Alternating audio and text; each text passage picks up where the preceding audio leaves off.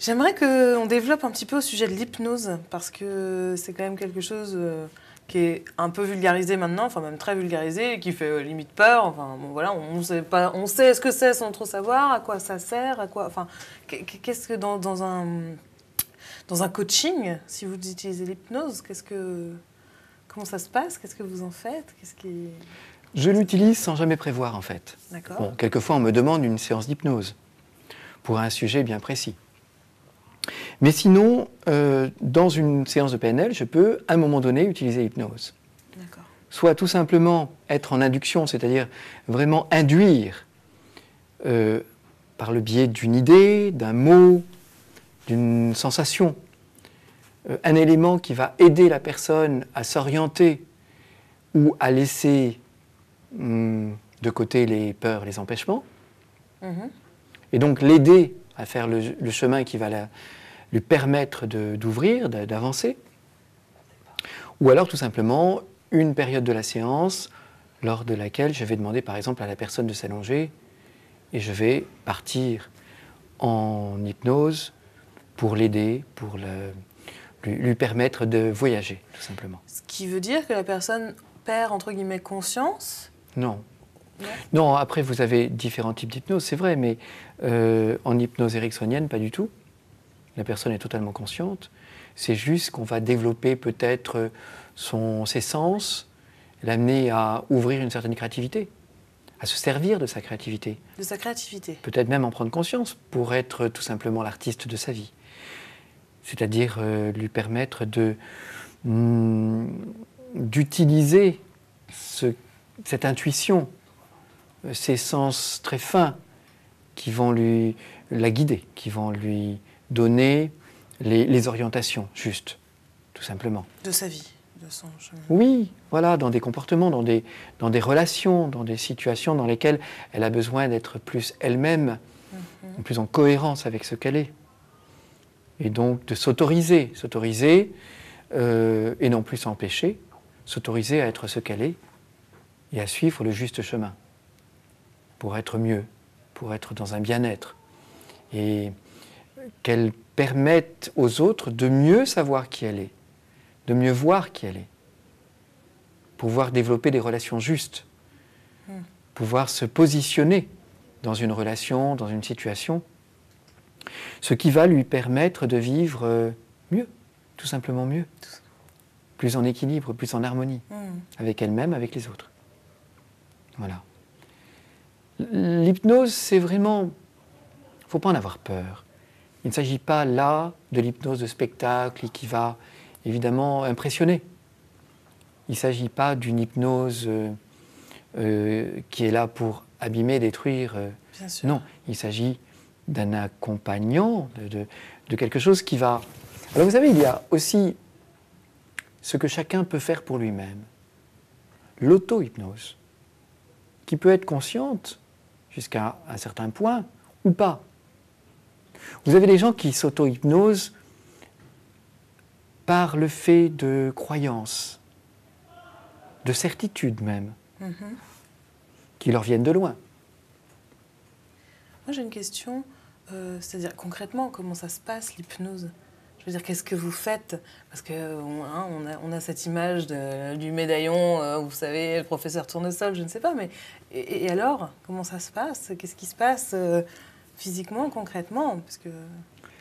Donc il y a la voix, il y a les mots, il y a les idées, les pensées, les images qui sont insufflées et qui vont permettre tout simplement à la personne qui est hypnotisée de partir, d'aller plus loin, d'ouvrir des champs de conscience, d'ouvrir des horizons et de laisser monter des perceptions, des lumières, des éclairages. Et ce sont ces éclairages qui vont permettre à cette personne tout simplement de réaliser, donc d'ouvrir ces champs de conscience et d'aller plus loin, tout simplement. Et ce plus loin va peut-être permettre de se libérer d'un problème. La personne qui fume, qui voudrait se débarrasser de ça, ou qui ne dort pas, ou qui a un autre souci de vie, et qui par là va en transformant son champ de conscience, va se dégager, se libérer de cette addiction, par exemple, ou d'une maladie. Vous avez des gens qui s'auto-hypnosent tout simplement en allant devant une image sainte, demander en prière de se libérer d'une maladie.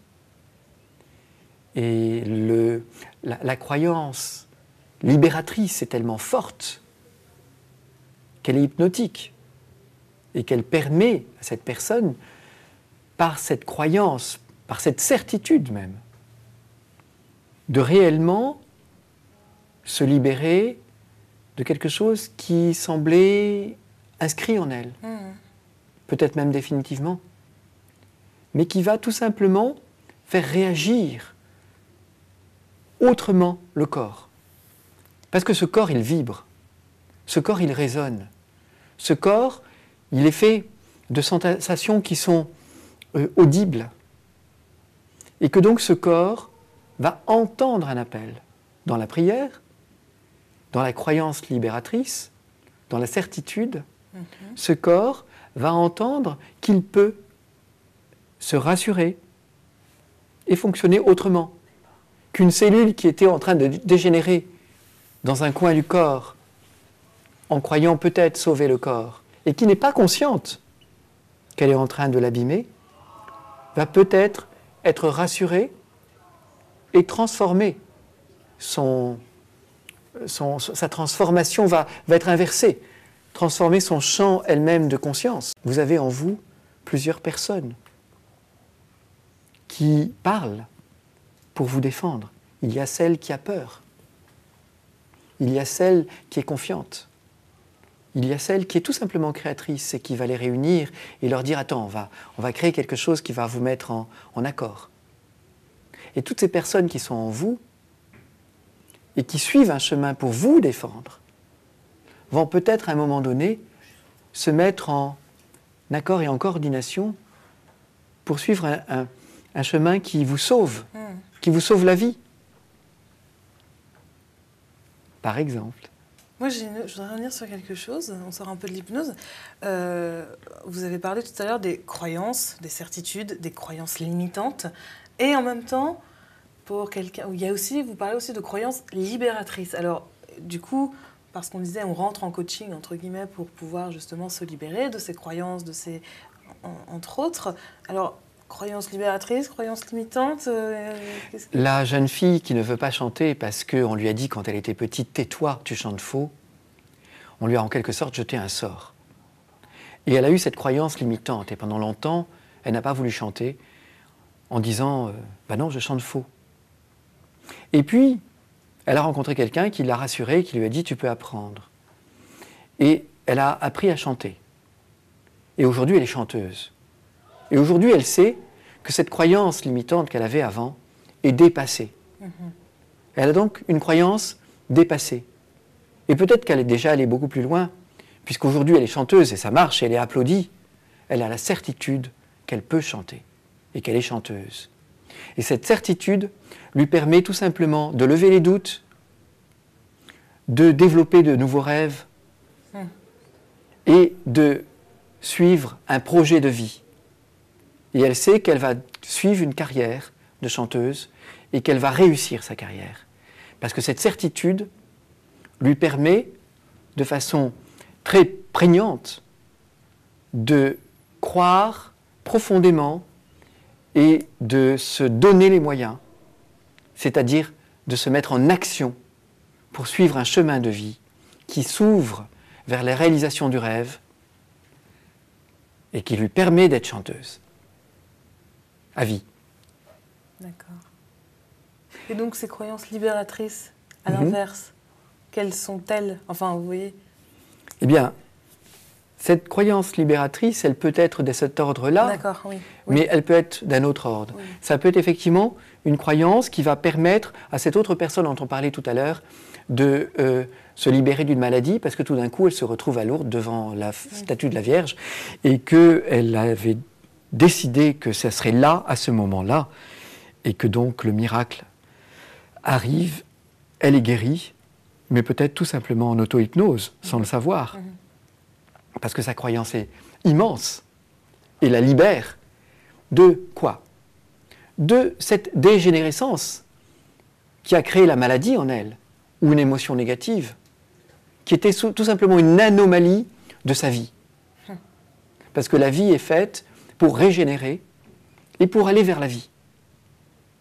Or, l'anomalie, c'est tout simplement l'émotion négative ou la maladie.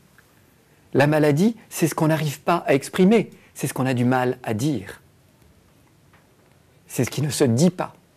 C'est ce qui vient contredire la vie. D'accord. Voilà. Donc l'hypnose est très importante parce qu'elle permet de libérer, elle permet d'ouvrir.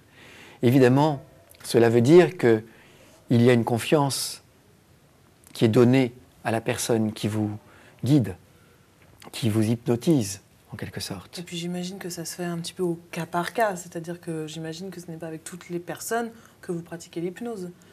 J'imagine que vous fonctionnez Alors, il y a des vraiment- personnes qui ont plus de facilité à laisser aller, à laisser entrer, à se rendre en disponibilité. Et il y a des personnes qui, par leurs doutes, leurs croyances limitantes, leurs peurs, vont se bloquer peut-être. Il y a une affaire d'énergie aussi, de vibration. Ça, on pourra en reparler si vous voulez, mais c'est très important que les vibrations soient ajustées.